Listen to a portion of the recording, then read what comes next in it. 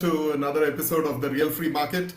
The Real Free Market was basically an initiative that was launched to bridge the gap between social entrepreneurs who are solving civic issues and the various needs that they have, including funding to just getting approvals to anything like that. So the idea was to have a marketplace where people can like a P2P marketplace where we can kind of help each other and stuff like that. So that's the Real Free Market initiative, and to that effect, we have basically launched a series of podcasts. We did a kind of a season one a few months ago, just trial testing the waters and all of that. And this is you can take this as the season two. So this is like the second episode of it. And we also got groups on Telegram and WhatsApp as well. And we are building a new exciting platform. And of course, that brings me to my guest here today. I'm Anup Zombie, and this is Pradyot, who's basically the entire reason why RFM is moving along from past its inertia. So he's here to Thank you. sort of talk about the initiative and support it. And as always, we are always looking for outreach. So guess what? We found the perfect candidate in Nikita Agrawal, who's basically the founder of the Outreach Network. So welcome, Nikita, to the Thank podcast. you so much. Thank you. That was a lovely introduction. So all of us are here to do the outreach, aren't we? So yes. Yes. So this is all perfect. So let us. So Pradyot, do you have any opening words to start with? What can we expect on today's podcast? Do you think, because you've been the one who's talking to Nikita the most, and you're also part of the community there. So what can we expect? Yes, like what Nikita does with Outreach Network and what she's doing in three-tier cities and with entrepreneurs, with students who are aspiring entrepreneurs, that's quite great. And I found it via the communities I'm in, and I thought this will be a good collaboration for real free market, wherein we aim to reach the three-tier cities, and there's somebody who's already working in three-tier cities and um, already has a plan, right, to how to get more people on the entrepreneurship train, right? So that was wonderful, and that's why we connected, and here we have her doing the first podcast. All right. So basically, okay. So there are some synergies already existing between real free market and what Nikita is doing. So let's get to you, Nikita. So you basically have had quite an exciting life in your short life on Earth. You've had quite an exciting I life, I'm told. I would You assume that. went you went all the way from Gondia. I had to look it up Oh on the my map. God, you have done your research well. I'm impressed. right down, right down, packed your bags, I think, left home and went down to Bangalore, and then got yourself some exposure and all of that, and then you kind of started Outreach Network, which led you to Project Point Zero, which sounds like some Bond movie, but I'm kind of excited to hear all about it. And Yes. you were also recognized as youngest innovative entrepreneur for 2025, right? I also applied for that, but I Oh, think that ship has sailed. I think it was a Like woman specific. I'm not sure how did you apply for it, no, but yeah. no wonder I didn't make it.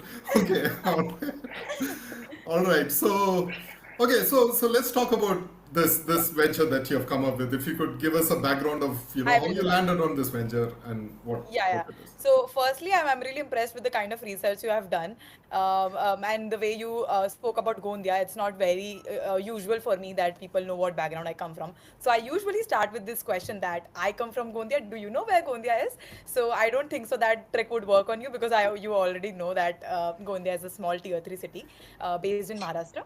So I was born and brought up there, and I went to Bangalore for my higher studies because of obviously, of course, of lack of exposure and educational opportunities in a tier three city. I moved to Bangalore for education, and when went to Bangalore, of course, it's a startup-oriented city, and I was in a B school, like a Christ University, for my BB honors in marketing.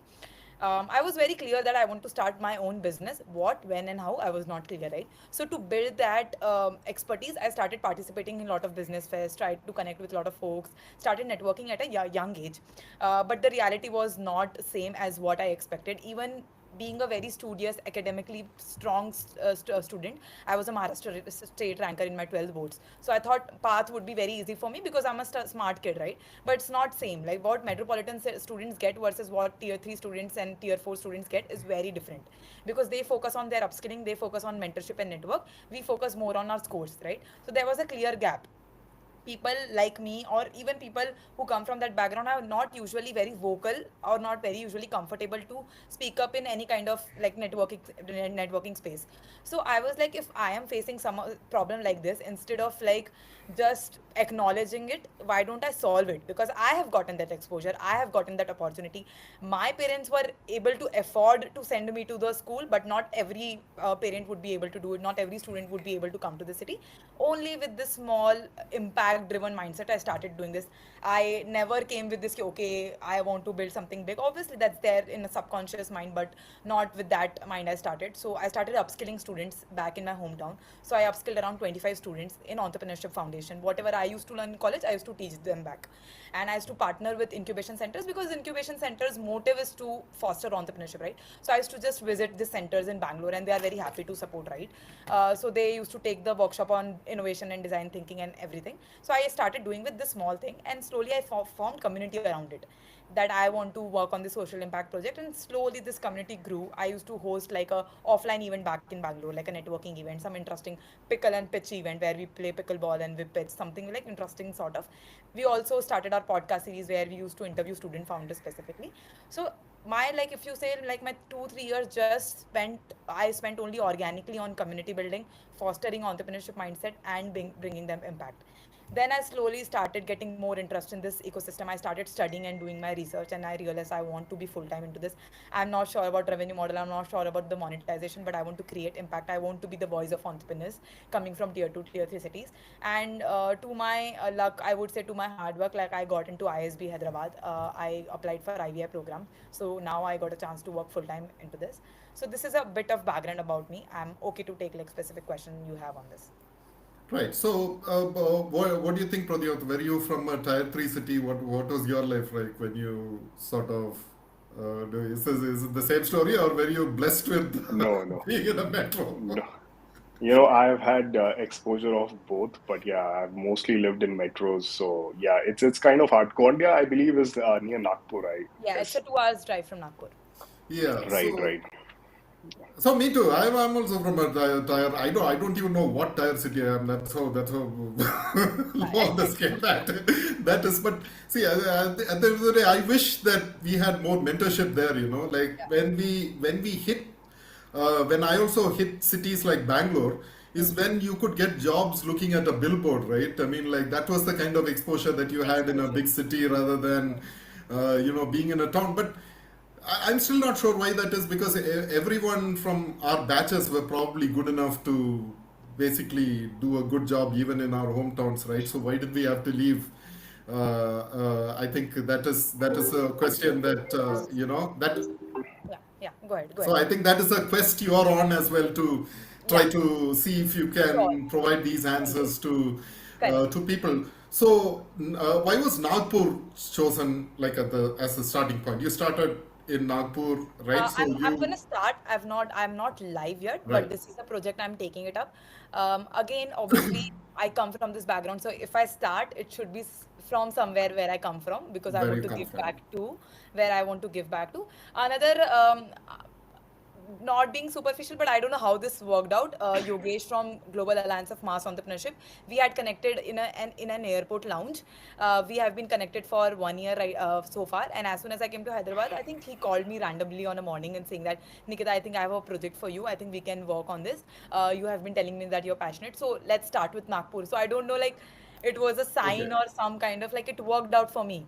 I never had right. a plan that with city shall I start with, to be honest. I had I'll start with one of the, I'll pick one state. Obviously it could, like, it will be Maharashtra only, but how to start I was not sure. But somehow things worked for me. I have a meeting with Shashikant Chaudhary tomorrow, where I'm going to Right. pitch him. If he likes my idea, if he approves my project, then I can actually start working on Nagpur part. Because obviously funding is another problem, because it's a bootstrap thingy. I'm not very sure on how I actually go live without funds, because it requires a lot of capital to do mass initiative like this. So I've not launched it yet, but yeah, my ground level research has been started. My collaboration and partnership have already started. But talking about Nagpur, your specific question, obviously I don't know how it worked out. Like he reached out to me and he wanted to do with Nagpur respect. Secondly, of course, it's where I come from, so it'll be best if I start from there. Right, right, right, And right. Okay. I was quite interested in the ISB, the program you're into basically. Yeah.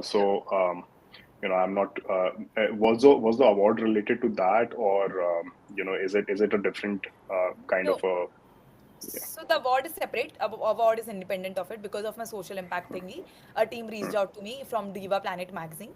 So they featured me in their magazine and they gave me this award on a Women's Day. It Got was it. a 30 inspiring women that they feature. So across different domains. So for entrepreneurship, they gave me as a youngest entrepreneur types. So okay, so give us a way of how to visualize what you're doing, right? So, Yeah. what are your different community types that you are Yeah. Yeah. working with, and Yeah. yeah, I will actually, I think it's complex, so I would like to explain it properly. So what I'm building with Outreach Network, if I say in a one vision statement, I want to create a platform and an ecosystem where all the entrepreneurs from tier 2, tier 3 cities get access to mentorship and network. This is what I want to build. As a part of this entire program or vision that I have divided into three segments. One is my business part, right? One is my startup part, like a revenue generating model, which is like a platform, which is like an online mentorship platform where I'll list down different mentors from different domains and expertise, just like TopMate model, right? TopMate and a growth mentor model where right, people can book 30-minute session and they get access to good network executionary guidance, because that's where the lacking comes in, right? I totally understand there would have been, like in India, mentorship is not considered as something which can be monetized. People do jugaad and get gyan, but it's nothing that you can implement immediately, right? I am at IVI for what? I am at ISB for what? Mentorship, right? So I want to do that mindset change in these cities as well, that if you value someone's experience and mentorship, you have to monetize it. You have to value their time, right? If you monetize, then you will also get a executionary guidance. So this is platform that I'm building. Let's say legal, marketing, branding, PMF, idea validation, whatever is required at early stage, access to that. This is what I'm building in terms of business. The right. second is, yeah, the second is my social impact project, which is called as Project Point Zero. This is purely entrepreneurship education in tier 2, tier 3 cities of India, where we want to educate Okay, students in entrepreneurship foundation. Like, why do we want to take risk? Why do we pursue? Why do we solve any problem? Like every other concepts of entrepreneurship comes later on, like funding, BMF, everything. So people who want to do entrepreneurship will anyhow do it. Like that is there. You don't need to handhold them. They will find their own way. But what true. about those who don't know ki why there's need to do entrepreneurship? Why do we want to solve a problem? Why do we take a risk, right? So I want to cater to that particular segment. My WhatsApp community is just like a foundation to everything that I'm doing. That's just a networking platform.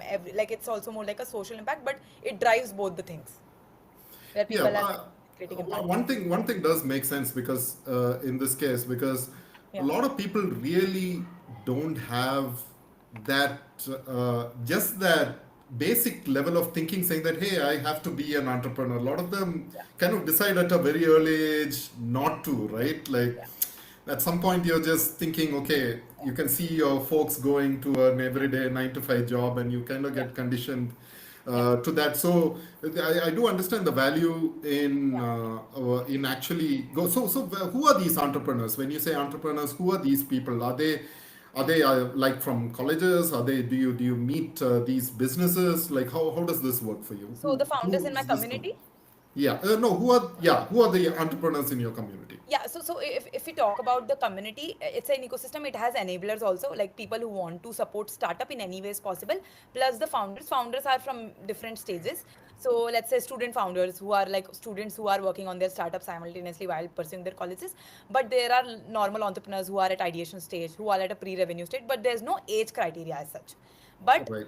it has a stage criteria. It's mostly like I've not filtered it down, but it's mostly pre-seed level, ideation level startups who are seeking for support, right? Right.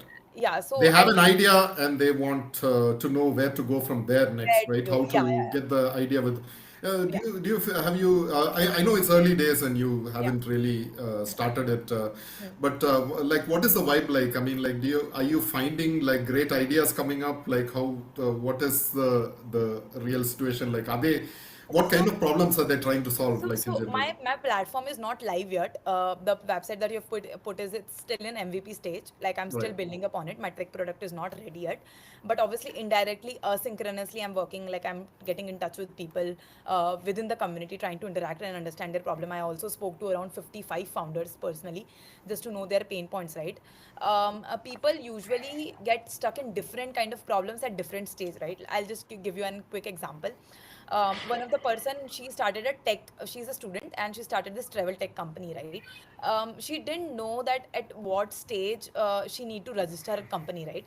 That's the reason she paid immediately for private limited company, and she's not full time into this. She wants to do job for some years just to save and all, and simultaneously she's building it.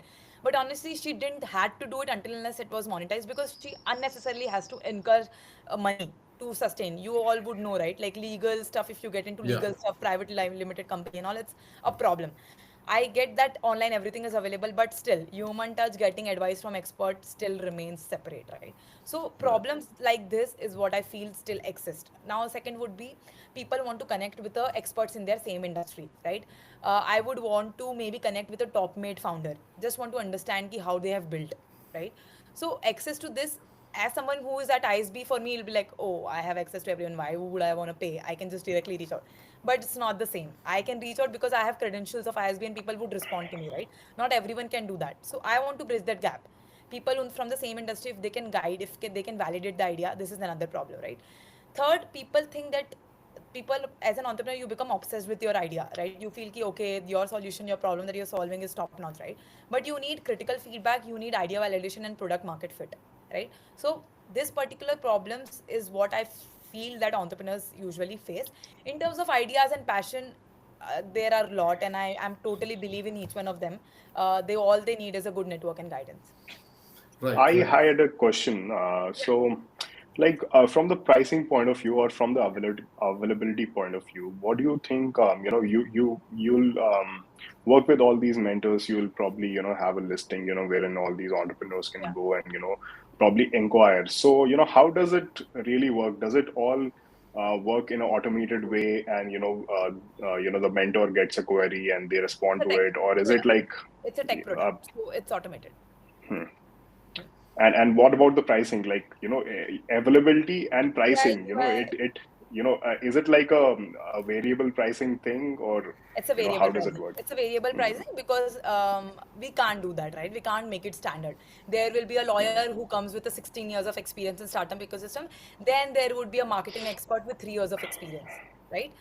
Even experience-wise, there will be different. Am I lagging or is it fine? Yeah. I mean, a little bit, but I think it should sort itself out. Uh, I think it should be fine right now. yeah. Yeah. So obviously we can't standardize it because it's a different experience and it's a different industry. A lawyer would not want to spend much time in each session, and if you would have worked with any lawyer, right? They are very non-responsive, and like they have a very limited, they value their time so much, so their value will be obviously very high priced. Then there would be someone who is like a website or a tech developer, right? For them it's like a lead generation place, right? So for them, they would be able to go as low as possible. So obviously it's a variable pricing according to the availability, demand, and the expertise and the experience that people are bringing. So you have to play a critical role Yeah, as the middle person of course. amongst these different things, right? So, oh, okay. So it has to be executed on quite a huge scale, right? Because there Yeah. are some manual processes that need to There are be a lot of manual processes, and I or to be honest, I'm still figuring that out.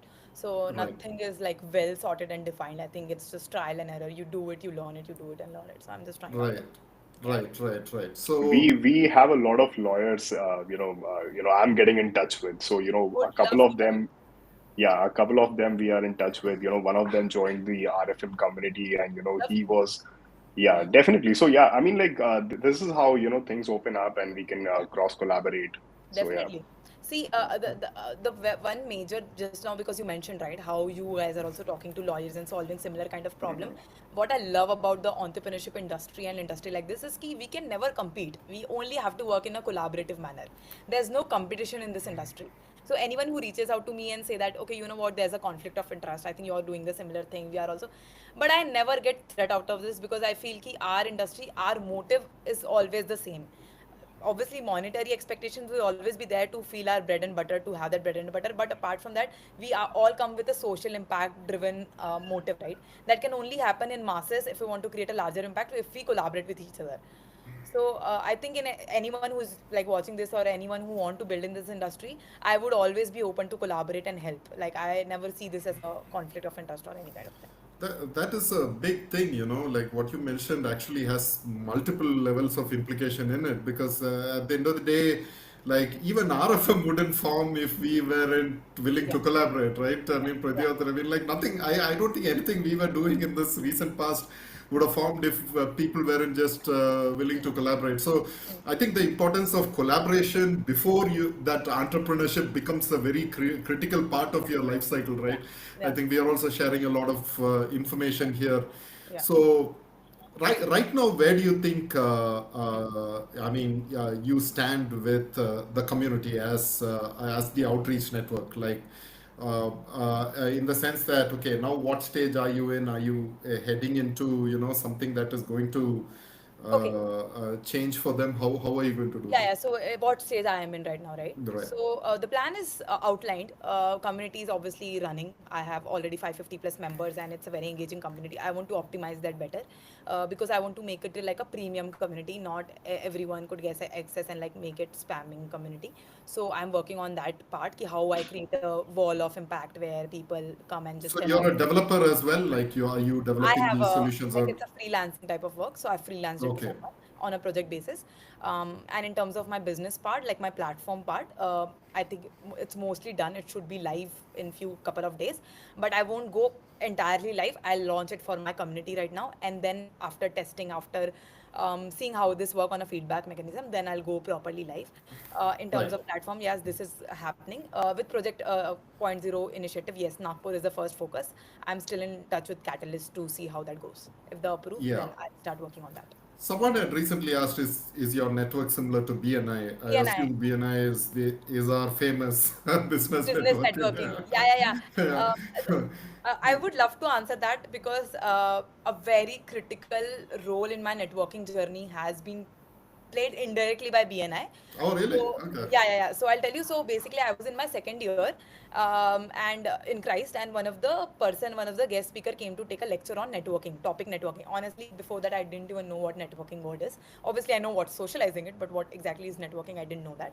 So this particular person, her session was too good, and I actually reached out to her immediately after the session, and we had a conversation on how passionate I am on for building entrepreneurship, something. And that time I was not even working; it was more like a podcast only, right? So she saw that passion and she offered me an internship at her office. She's like, come for an offline internship, and she is still my mentor.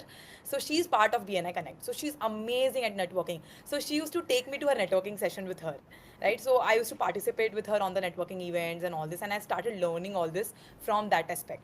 So my initial foundation of networking was started, and from that time I decided that I would love to be part of BNI Connect.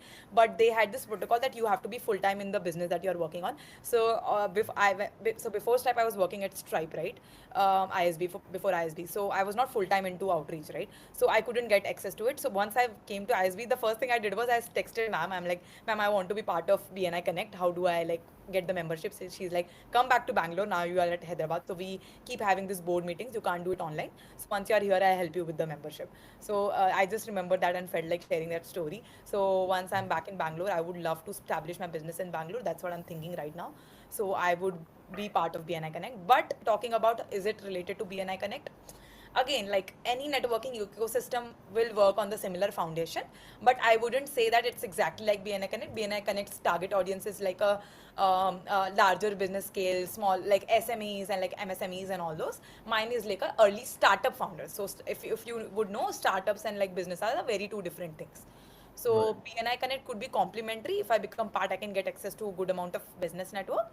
But I want to build a similar network for early stage founders from tier 2, tier 3. So it can be like a BNI for Right. early stage founders in tier 2, tier Right. 3. Right. Yeah. Yeah. Yeah. Yeah. So So I. I had a question for Yeah, Nikita. yeah, For this first program that you're launching, right? yeah. The pitch point zero, right? Point zero, project point zero. Yeah, project point zero. Yeah. So what sectors are you focusing on? And are you like in a particular with tier cities, particularly Nagpur, right?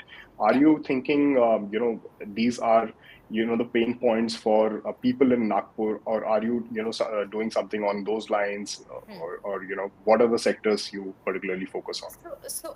If you see overall theme, it's obviously entrepreneurship, but going granular level, right?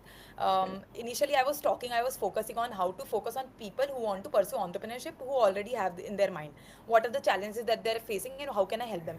But we slowly pivoted it to, for them, they can, who wants to build it will build it somehow. Either they'll go to incubation center, or either they will go and apply for any scheme, or either they'll start building, they will do something. So that shouldn't be target audience if I'm working on a social impact side, right? So I pivoted it to going to more in depth. So what I did was I spoke to a lot of incubation centers, I spoke to students, I spoke to faculties, right? So a lot of people said that people still have a mindset that they want to be secure and safe and get a salaried job. So people have that mindset still, right? So my project won't immediately lead you to, okay, I made 1,000 entrepreneurs. Obviously not, right? But I want to change that mindset where people have this thing that entrepreneurship is not just about lot of risk, but it's about solving a problem, like changing that design thinking, like provoking that design thinking and innovative mindset in students, right? When I am at school, I should know that why do people become entrepreneur? They don't become entrepreneur. People think they go, they have a crazy idea, they want to earn money, that's why they become entrepreneur, right? What I want to bring changes ki they become entrepreneur because they identified a problem and they are solving a problem. So as an individual, you should always be an observant and look around you. And if you find a right problem to solve, not necessarily you should come from a family business background, or you should come with a small rich background, or have a good network to start it off. You can be a very good observant, you can be a problem solver, and that's how you become an entrepreneur. So this is what I want to bridge a gap, and we want to create an ecosystem. Do you come across people with who want to fix like potholes or who want to fix roads or cleanliness and things like that? Do They you are find entrepreneurs. entrepreneurs Yes, yes. in your okay? Yeah, so cohort of people who are at ISB, right? No one here are randomly doing anything because they want to be an entrepreneur. Everyone has a story of their personal problem. Either they have faced this problem personally in their life, either their closed ones have personally faced that life, or either they have seen people around them, society facing this problem. I'll Right. quickly get an example. Give you an example. Now you would see my flatmate, who is my batchmate, who's also building a startup, right? So she's building in a hair care sector, right? A hair care product, like a minimalist, right? Now you would say, okay, this is not no normal D2C brand. What kind of problem, right? She herself used to buy expensive product from a foreign marketplace, which was highly expensive, and but only this product gave her a result that she wanted, and she feel that in India no one would be able to pay for that. So she want to bridge that affordability gap. So she started this brand. Now we would only see that as a shampoo, right?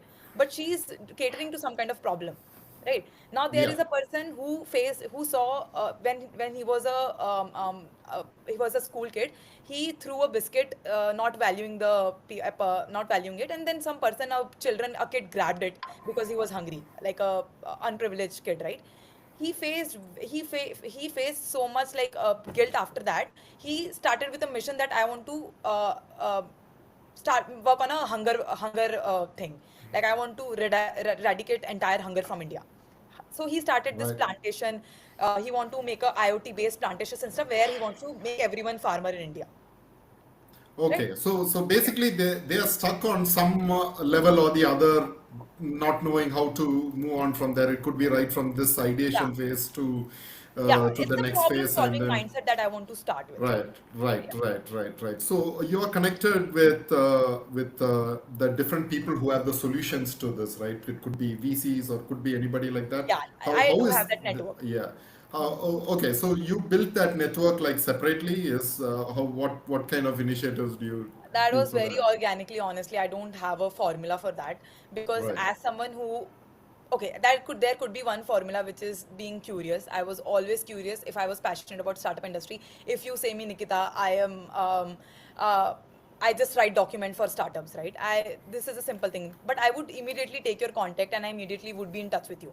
So as soon as after 6 months, also if someone says me that I need help with documentation for my startup, I would reach out to you immediately. So that being very proactive and like making this ecosystem come together is what I have built like so far during my college, during when I was in Stripe, like working during my 9 to 5, and even currently. So there was no formula like, okay, I started ki from tomorrow I'll build this network, nothing like that. I was just very curious to learn about this industry. I used to love connecting with people who are building something in the industry, supporting startups, and that's how organically I've built this entire ecosystem and network. So to this effect, I think if I remember correctly, you are doing some kind of a camp, right? Yeah. Some Yeah. a camp. Could you give us more information about that? Like it's an event, like Camp what's is going to go down in there? Like a 10-day camp or something? Is that or is that somebody else? I don't think so I'm doing that. I'm not working on the 10 days camp. No. Oh, okay. Sorry. But I would I love to think do that maybe for Yeah, sure. I think Yeah. I I think think it I'm was confusing. no. I think it is the same thing as Project Zero, right? Project No, what? maybe Yeah. you would have, I think I would have given you access to the document. It was like a 10 days boot camp that you were saying in Ah, Zero. 10 days boot camp. Okay, Yes, okay, Yeah. yes, okay. that is I what I think was talking that about. that was a part of point zero, but it's not like a cohort based. So it's just a tentative plan that I've come up with. But as I said, Okay. right, the project is not approved yet, so it's not live. So there would be some changes in the program right now. So I'm still working on it. Okay. But Sure. it is Sure. in effect a camp where everybody meets for a few days. And no, Mm, I'm just asking question because I find yeah, that yeah, very yeah. interesting. No. Spending I 10 would. days in a I camp to, Yes, definitely. I appreciate such questions because I am very curious myself. So, right. 10 days camp, what I meant to say was ki I will run this program entirely in Nagpur, going to different colleges, because I Oh, initially thought that maybe we could have some centralized event where we can call in all the colleges and we can do certain kind of activities, but which is not possible because if we want to go very localized and very student one-on-one specific thing, we have to go individually to each college to understand what are their pain points, what is the level of their entrepreneurship understanding, and then catering to workshops or doing activities. So I would want to go to each college, like 10 colleges. So it might come across like a week sort of camp, but it's not like in a one place. I have to go separately to each college and do it. right. Yeah. Excellent. All right. Yeah. So what we'll do now is like let's go into like three or four questions that I want to Yeah. ask you, but I Definitely. want like very short answers for it, right? Okay. Like okay, That's it's hard. stuff that we've already we have already talked about. We're going to condense it down to Yeah. so it's easier for us to give a bite of this as well wherever we go. All Yes. right. So Nikita Agrawal, what is your initiative? What is your social initiative? It's a community driven mentorship and a networking platform for early stage founders in tier 2, tier 3 cities. Right. Oh, I forgot the second question. I was That's how I answer. That's how my effect is. Do I turn the tables and do I ask a question? What are you building and what is real free market? I'm building my bed as comfortable as possible so I can sleep. That's kind of what I am doing. All right. So my second question is, what do you love about what you're doing? I am giving back to society and I am trying to cater to problems that I faced. So that gives me immense peace. What is the best compliment you have received from someone who you have mentored? Who I have mentored. Yeah. So I aspire to be like you. Oh, really? You got that compliment? Yes. That's big. Yes. Excellent. All right. Okay. If you had things go differently for you, Hmm. right? If you had that magic wand, Hmm. what things would you wish for to speed up these processes for not just you but other people? In my industry, Yeah. Based on what you're doing right now, what is your wish list? Like, I want to if you, rapidize. I want to make this entire impact very rapid because I think this problem takes a lot of time. It's capital heavy. So I think that's where I'm stopping. But my energy is tremendous. I think I can do a lot. I can create that effect. But the only thing that is stopping me is funds, to be very honest, right? So if I can get right, access to funds and capital, I think that would help me a lot to cater to all the tier 2, tier 3 cities. Like I can promise that I can do it in like within 2, 3 years. I can create a lot of impact. right. And finally, like, what would you tell people? How would you hype your outreach network to tell people, hey, come and join the outreach network? What would you say to encourage people to do that? A promise that not necessarily the quantifiable metrics, but you will have an impact in what you're doing. May it be mindset change, may it be a motivation, may it be a strong network, but you will get something out of it to start your startup journey. Amazing.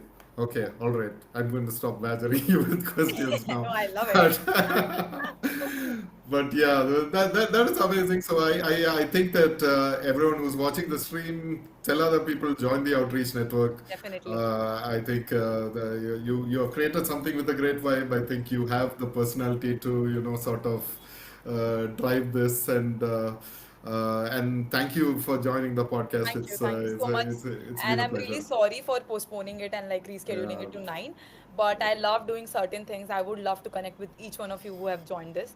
And I love talking to both of you. I think it was lovely conversation. We should do this often. I don't mind coming. I don't mind Yeah, the yeah. I don't mind timings and all. I'm like a hippie, yeah. so you guys can just let me Yes, know and I don't mind what being on the time. other side and being the interviewer if you want to be interviewee. So I can ask you questions. Yeah, I can make you forget all the answers as well. So yeah, yeah, I did forget the questions as well. Okay. yeah. Yeah, yeah, I'll take you up on that offer. No worries at all. I think it's been brilliant. Pradyot, what do you think? Your closing words on today's podcast? Yeah, I mean, it's been great talking to Nikita. We have been exploring a lot of potential collaborations, and I think going forward with the model she has and the way she's targeting all these tier three cities, I believe we will benefit a lot as well. Yeah, And yeah, we are looking at mutually beneficial ways to collaborate. yeah, And also, for real free market, I also wanted people to for the viewers to a request for the viewers to um, subscribe to our YouTube uh, page, YouTube channel, so that we can host these talks live on YouTube as well. We need at yeah. least 50 subscribers to start with, since we have just started with it. So we would request your support. Yeah. Also, am I allowed to do a promotion, self-promotion? Can I paste my LinkedIn ID here for people to Please connect do, with me? please do. Definitely, I will definitely. put Yeah. that up on screen right away. Please do. No, Okay. no worries at all. I've just Uh, shared the link to my LinkedIn ID. You guys can. you have your Twitter account and all that as well, right? If you could Twitter, just I'm not send that. active, but rest Okay, all the social medias I am. So right. yes, Oh, then I would have streamed it on LinkedIn as well if I had do known that. that. Hmm. Yes, I Yeah. think that will be. Okay. And don't I forget to think we'll tag put me up and this. Outreach Network Sure. both. Yeah. And Perfect. let's Perfect. keep Perfect. creating a lot of impact in this industry. I think we all can do great work together. So let's keep that energy up. Thank you. Amazing. Thank you guys Thank for you. joining in. Thank you, That's it for this Anju. episode of Thank Real you. Free Market. Yes. See Thank you you, later. folks. Bye bye. See you. Bye bye. Bye bye.